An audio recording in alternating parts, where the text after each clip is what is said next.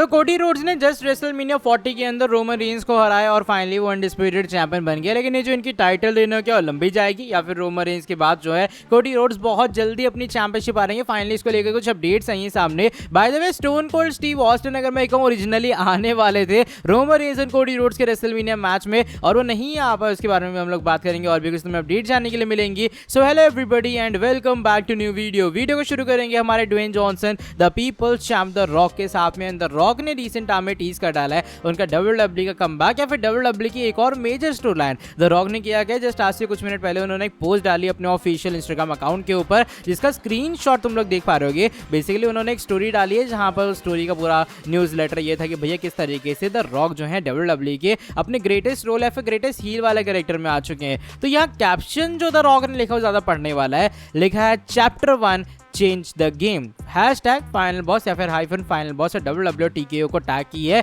यानी कि just the rock की चीज़ों का चैप्टर 1 था या फिर द रॉक जो WWE के अंदर चीज़ें करना चाह रहे हैं उसका चैप्टर 1 था गेम को चेंज करना। और द रॉक ने वो चीज़ की है अपने हील कैरेक्टर के साथ में, अपने हील टर्न के साथ में। तो कहीं ना कहीं हमारे पीपल चैंप ये बात क्लियर कर रहे हैं कि आने वाले टाइम में और भी चैप्टर्स होंगे और भी स्टोरीज होने वाली। मजा आएगा पूरा ब्लड लाइन सेगा किस तरीके से जाता है द रॉक की एंट्री के बाद। एंड आई मीन वैसे मान लो अगर तुम रॉक रोमन फैन जो भी हो तुम्हें इस बात से एग्री करना पड़ेगा कि कोडी रोड्स के कारण ही हमें फाइनल बॉस वाला कैरेक्टर देखने के लिए मिला। बिकॉज समहाउ समवे अगर कोडी ना होते उस पोजीशन के ऊपर जिस तरीके से हम लोग को दिखा तो रोमन रॉक हो जाता, मामला खत्म हो जाता इसी साल में। लेकिन हमें मिला फाइनल बॉस जो कि मेरे हिसाब से द रॉक का एक बहुत अच्छा वर्जन है। एंड मजा है कि इस तरीके की चीजें आने वाले टाइम में अनफोल्ड होती हैं। बात करते हैं अगली स्टोरी के बारे में और इस बार जो अगली स्टोरी है वो हुक के बारे में जुड़ी है। मैं हुक बात कर रहा हूँ AEW सुपरस्टार के बारे में जो कि करेंटली वहाँ कम्पीट कर रहे हैं। एंड रिसेंट टाइम में कुछ अपडेट्स आई हैं सामने। अपडेट के अकॉर्डिंग जो हुक है उनका AEW कॉन्ट्रैक्ट काफी जल्दी एक्सपायर होगा और बताया जा रहा है जो हुक है वो बाकी प्रमोशंस के बारे में या फिर जितने भी फ्री एजेंसीज हैं उसके अंदर भी जाने का ट्राई करेंगे, उन ऑप्शंस को भी वो लोग एक्सप्लोर करेंगे। और इवेंचुअली ये बात भी आ रही सामने कि WWE भी उनको साइन करवाने में इंटरेस्टेड है। यानी कि मान लो अगर हुक का AEW कॉन्ट्रैक्ट खत्म होता है तो वो WWE के अंदर भी अपनी जंप ले सकते हैं, वो WWE के अंदर भी अपना डेब्यू कर सकते हैं। ये कुछ अभी फिलहाल अपडेट है ये सामने। देखो हुक जो है वो ऑफकोर्स AEW की शुरुआती वाले टाइम में बड़े इंपैक्टफुल टाइप लग रहे थे ना, मतलब देख के मजा आ रहा था। लेकिन धीरे धीरे उनकी भी हाइप वहाँ डाउन होती जा रही है। सो आई गेस बेस्ट वे यही होगा कि जैसे उनका AEW कॉन्ट्रैक्ट खत्म हो उन्हें WWE के अंदर आना चाहिए। बिकॉज उनका और डोमिनिक का फ्यूड पता नहीं मुझे ऐसा क्यों लगता है एक अच्छा खासा फ्यूड होगा। तो यंग सुपरस्टार्स आमने सामने आएंगे और जिस तरीके से डोमिनिक को बू मिल रहे तो क्या हुक को उनके सामने चेयर मिलती है। ये कुछ फ्यूड राइवलरी है जो कि मैं देखना चाहूंगा अगर हुक एक्चुअल में आते हैं WWE कंपनी में। बात करते हैं आज की हमारी सिंगल लास्ट अपडेट के बारे में। ये मेजर न्यूज जुड़ी है Roman Reigns and Cody Rhodes के रेसलमेनिया मैच के बारे में। आई मीन लास्ट जो मैच के 5 मिनट थे वो it was like Marvel Avengers, क्योंकि एक एक करके कोई ना कोई बंदा आ रहा है वो भी आउट ऑफ नोवे।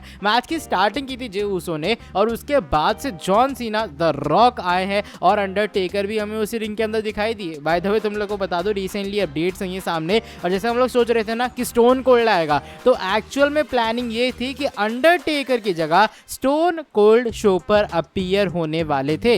ये प्लान्स थे WWE के, लेकिन ऑफ कोर्स प्लान सही से फिट नहीं बैठ पाए। मे बी हो सकता है स्टोन कोल्ड ने अप्रूवल ना दिया, स्टोन कोल्ड एग्री ना हुए आने के लिए, तो ये कुछ चीजें हुई थी, ये कुछ भसड़ हुई थी। दैट्स व्हाई आखिर में जो स्टोन कोल्ड है उनको कैंसिल करना पड़ा और WWE ने अंडरटेकर को उस चीज के अंदर ऐड कर डाला। देखो टू बी वेरी ऑनेस्ट मैं क्या चाह रहा था कि WWE स्टोरी को इस तरीके से अनफोल्ड करती कि मान लो अंडरटेकर आए, अंडरटेकर ने चोक स्लैम लगाया, बिकॉज टेकर का आना भी एक अलग ही वाइब दे रहा था हम लोग को, और उसके बाद जाके जेकब वगैरह कोई आता और द रॉक को तब कन्फ्रंट करने वहां से स्टोन कोल्ड आते तो मजा आ जाता लिटरली। रेसलमेनिया में ऑलरेडी एक मेमोरेबल ही रहा है ना, लेकिन इसके बाद डबल ट्रिपल मेमोरेबल डेफिनेटली बन जाता। फिलहाल यही कुछ बातें जो कि मैं तुम लोग को बताना चाह रहा था कि स्टोन कोल्ड शेड्यूल थे लेकिन वो शो पर नहीं अपीयर हुए। लेकिन बढ़ते हैं चलो आज की हमारी नेक्स्ट एंड फाइनल स्टोरी की तरफ। इस बार कोडी रोड्स और उनकी अनडिस्प्यूटेड चैंपियनशिप रेन के बारे में जुड़ी है। रेसलमेनिया 40 में फाइनली रोमन रेंस की जो 1316 दिन की टाइटल रेन थी कोडी उसको एंड करते हैं और वो न्यू चैंपियन बन जाते हैं। तो एक बड़ा सवाल है कि कोडी की जो टाइटल रेन है वो भी अब कितनी ज्यादा लंबी जाने वाली है। तो देखो अगर तुम लोग चैनल के ऊपर एक्टिव रहते हो, बस आज से कुछ ही घंटे पहले मैंने एक वीडियो डाली ना, आज की दूसरी वाली वीडियो, वहां मैंने बताया कि WWE वाले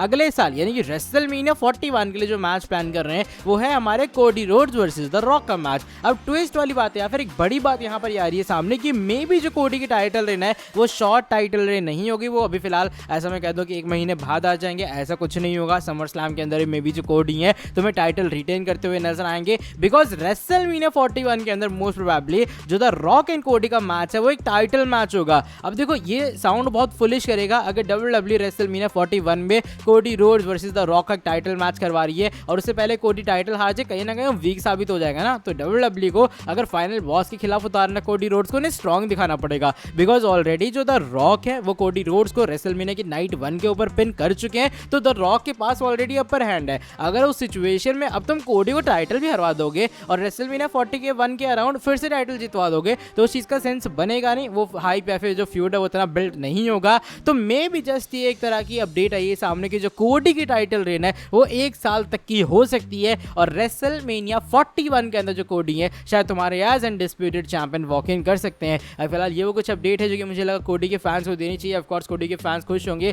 कि अमेरिकन नाइटमेयर की जो पहली वर्ल्ड टाइटल रेन है वो WWE वाले 1 साल की करेंगे। बाकी ऑफ कोर्स अगर रेसलमेनिया 41 के प्लान चेंज होते हैं तो कोडी की टाइटल रेन के लिए भी होंगे। और अगर ये टाइटल रेन 1 साल की जाती है तुम लोग क्या उससे खुश होगे? क्या तुम्हारे हिसाब से इतनी लंबी टाइटल रेन कोडी को मिलनी चाहिए या फिर WWE को पहले कोडी से एक न्यू चैंपियन क्राउन करवा देना चाहिए? चलो by the way that is it for today video. अगर तुम लोग को ये वाली वीडियो पसंद आई है, इस वाली वीडियो को तुम लोग नीचे लाइक कर दो, चैनल को सब्सक्राइब कर देना, बेल नोटिफिकेशन को कर देना ऑन। अब मैं तुमसे मिलता हूँ आके नेक्स्ट वीडियो के अंदर बहुत ज़्यादा जल्दी।